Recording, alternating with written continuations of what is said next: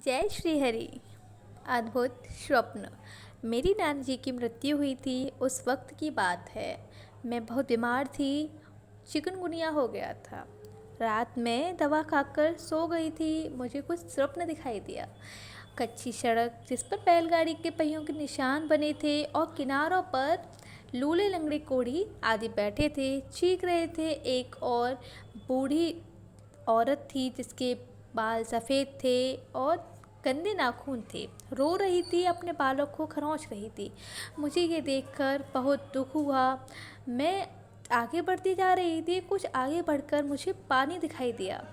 वो बहुत सारा पानी था। ऐसा लग रहा था मानो सागर हो। सागर के उस पार एक झिलमिलाता हुआ महल दिखाई दिया।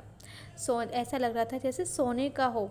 पानी की तरफ बढ़ी, मेरा पैर फिसल गया और फिर मेरा आधा शरीर पानी में डूबने लगा। इतने में विशाल रूप में एक शेर पर बैठी माँ दुर्गा प्रकट हुई और उसने मुझे अपने हाथ से पकड़ लिया और शेर पर बिठा लिया अपने आगे। अपने जैसे खूबसूरत कपड़े दिए और गहने दिए और शेर पानी पीने लगा। फिर उसी महल की तरफ आगे बढ़ने लगे। मुझे डर भी लग रहा था और खुशी भी हो रही थी। इतना पानी था, वहाँ लग रहा था जैसे दुनिया नष्ट हो चुकी है और वहाँ सिर्फ महल दिखाई दे रहा था। फिर हम उस सागर को पार करके उस महल पर पहुँच गए। इतना सुंदर था कि वर्णन कर ही नहीं सकती। शायद मेरे पास शब्द ही नहीं है मेरे पास कहने को। वहाँ स्त्री थी द्वारपाल। दरवाजे पर 2-4 जोड़ी चप्पलें उतरी थीं और माता रानी और मैं नीचे उतरे। माँ मुझे हाथ पकड़कर आनंद के साथ ले जा रही थी अंदर।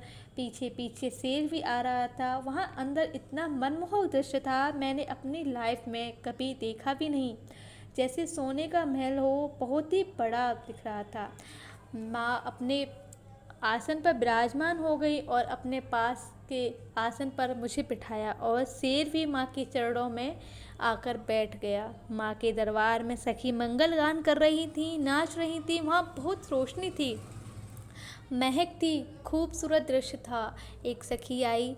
माँ ने कहा एक सखी से कुछ खाने के लिए लाओ बेटी को।